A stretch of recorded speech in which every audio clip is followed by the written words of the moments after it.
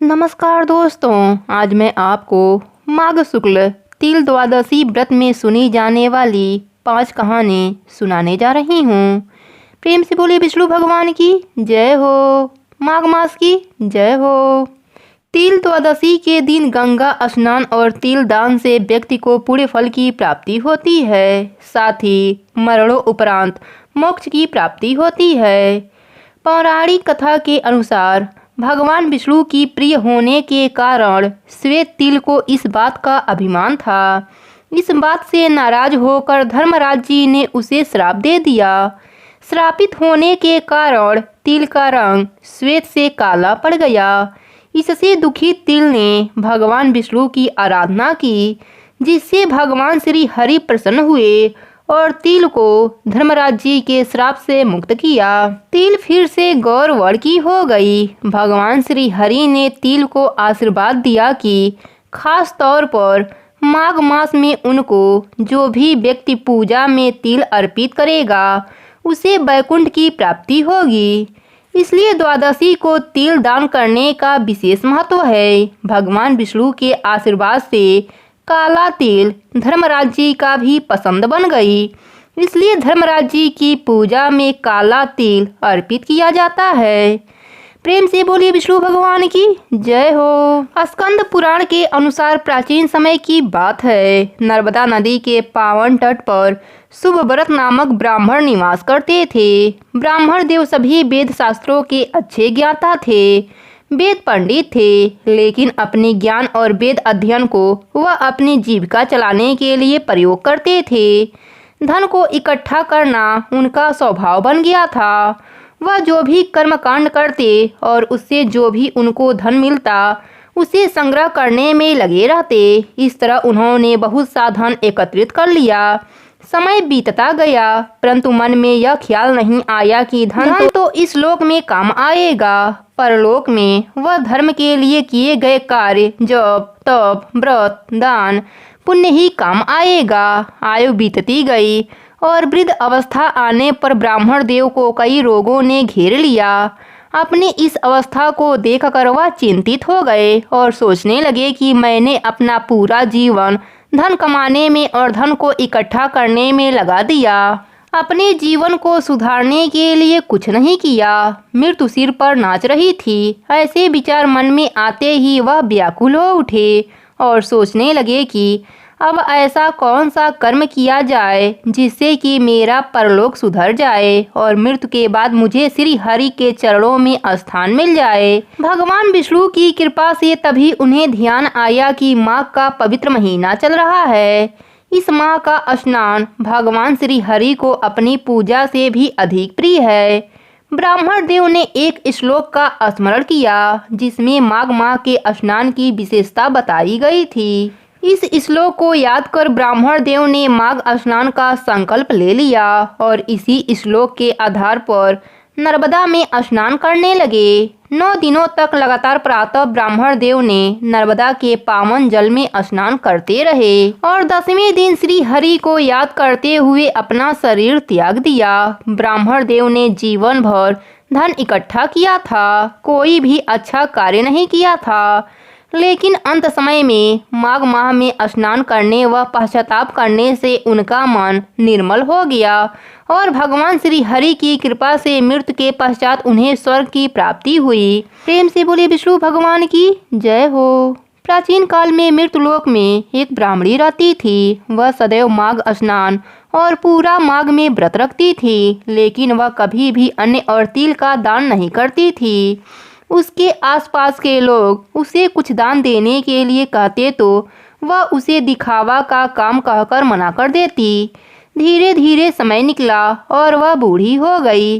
एक बार माघ माह में स्नान व व्रत कर रही थी, इससे उसका शरीर अत्यंत दुर्बल हो गया। यह सब देखकर भगवान विष्णु ने सोचा कि यह ब्राह्मणी व्रत और माघ स्नान करके अपना शरीर शुद्ध कर लिया, अब इसे वैकुंठ लोक तो मिल ही जाएगा, परंतु इसने कभी भी अन्न व तिल का दान नहीं किया, इससे इसकी तृप्ति होना कठिन है।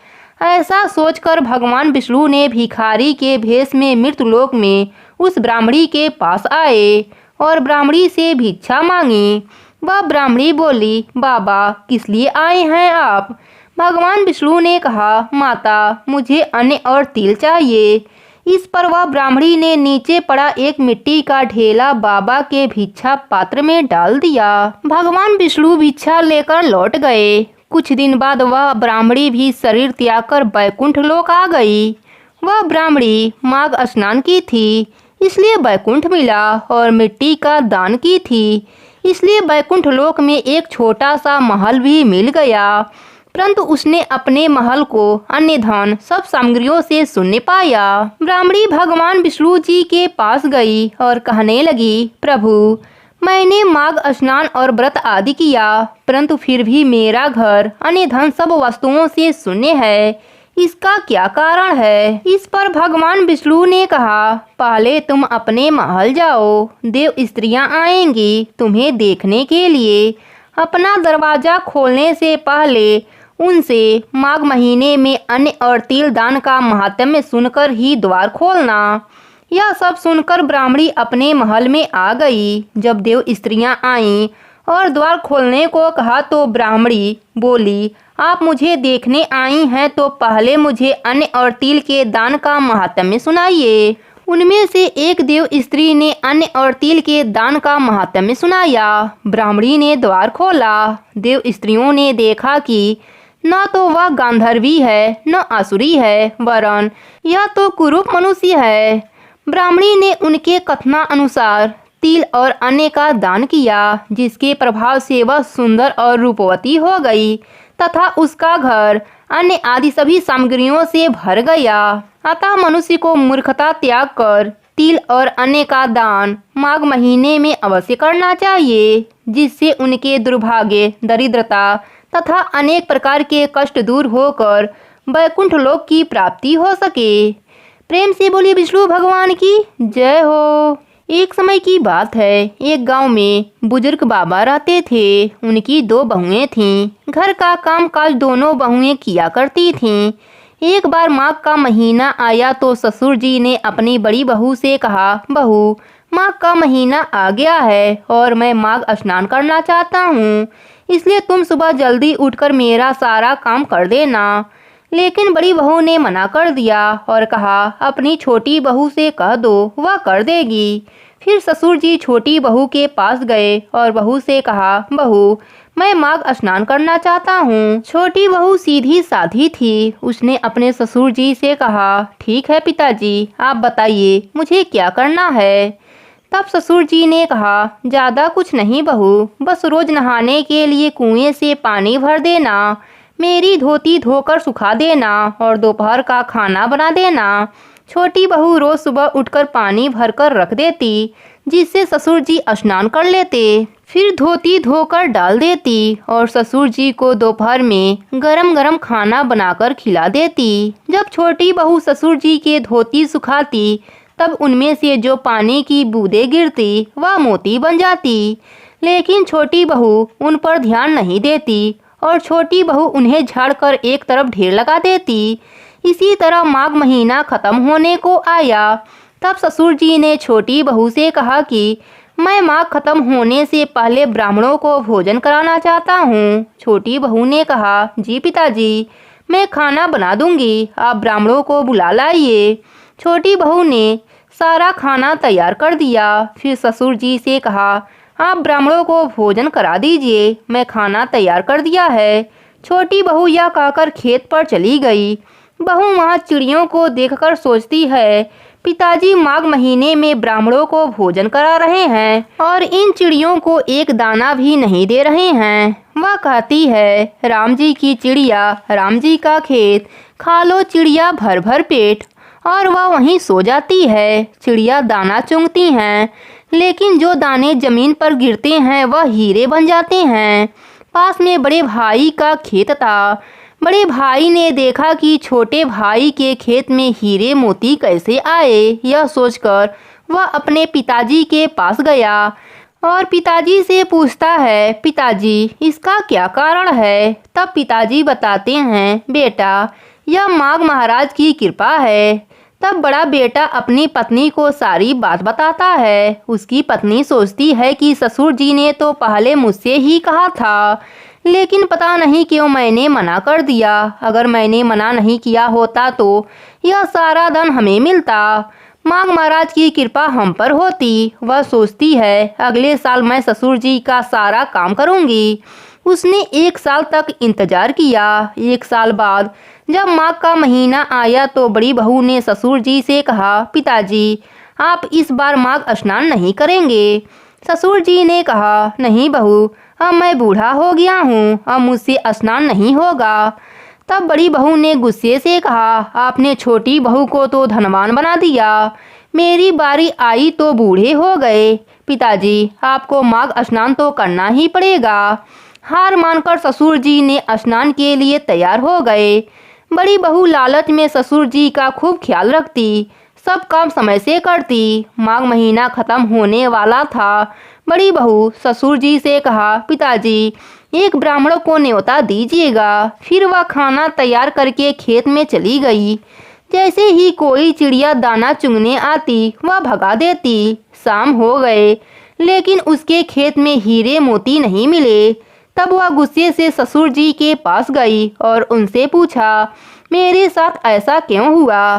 तब ससुर जी ने कहा कि तूने तो लालच में मेरी सेवा की थी, जबकि छोटी बहू ने निस्वार्थ भाव से, इसलिए उसे माघ महाराज की कृपा प्राप्त हुई, तुझे नहीं। हे माघ के महाराज, जैसे कृपा आपने छोटी बहू पर करी वैसे ही अपने सभी भक्तों पर अपनी कृपा बनाए रखना। प्रेम से बोलिए विष्णु भगवान की जय हो, माघ मास की जय हो। एक समय की बात है, एक गांव में एक बूढ़ी औरत अपने बहू के साथ रहती थी। बहू बहुत सुंदर और संस्कारिक थी। वह बुढ़िया हर माघ मास में माघ स्नान व पूजा पाठ करती थी। एक बार जब माघ का महीना आया तो सास ने अपने बहू से कहा, बहू मैं माघ स्नान के लिए जा रही हूँ। बहू बोली, ठीक है माँ जी। फिर बहू ने कहा, माँ जी मैं भी आपके साथ माघ स्नान के लिए जाना चाहती हूँ।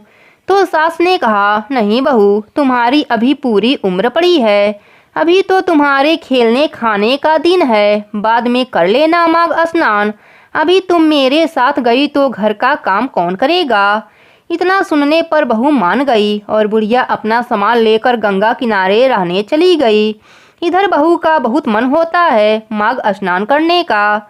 बहू अंदर जाकर सोचती है कि बर्तनों में पानी मिल जाए तो मैं घर पर ही स्नान कर लूं। एक बर्तन में थोड़ा पानी बचा था। बहू उसी से स्नान करने बैठ गई और कहने लगी, मन चंगा तो कठौती में गंगा। इतना कहते ही गंगा माता आईं और उसके सारे बर्तन भर दिए। बहू ने खूब स्नान किया। इसी तरह बहू रोज सवेरे जल्दी उठती और स्नान करती। एक दिन सास जब नदी में स्नान कर रही थी तो उसके कान की एक बाली नदी में बह गई। उसने बहुत ढूंढा पर बाली नहीं मिली। इधर बहू नहाने बैठी, उसने फिर से वही शब्द कहे, मन चंगा तो कठौती में गंगा।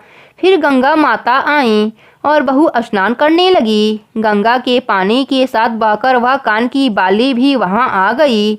जब बहू ने उस बाली को देखा तो उसने उसे पहचान लिया कि यह बाली तो माँ जी की है। जब उसकी सास माघ समाप्त होने पर घर आई तो वह बहुत दुखी थी।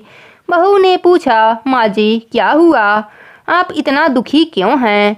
तब सास ने सारी बात अपने बहू को बताई। फिर बहू ने कान की बाली लाकर अपने सास को दिया। उसकी सास ने पूछा, यह तुम्हारे पास कैसे आई, मैं तो नदी में बाली को बहते हुए देखा था।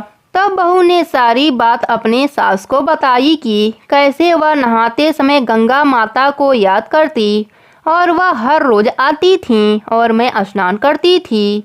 सास मन ही मन बहुत खुश हुई और सोचने लगी कि मेरी बहू कितनी संस्कारिक और मन की साफ है। तभी तो गंगा माँ खुद यहाँ आती और इसको माघ स्नान कराती। अब सास बहू मिलकर हर साल माघ स्नान करने लगे और कथा कहानी सुनने लगे। भगवान विष्णु की कृपा से उनका घर अन्य धन नाती पोता से भर गया और मरने के बाद वैकुंठ लोक का सुख मिला। हे भगवान विष्णु, अपने सभी भक्तों पर अपनी कृपा ऐसे ही बनाए रखना। कहानी अधूरी हो तो पूरी करना, पूरी हो तो मान रखना। प्रेम से बोलिए विष्णु भगवान की जय हो, माघ मास की जय हो।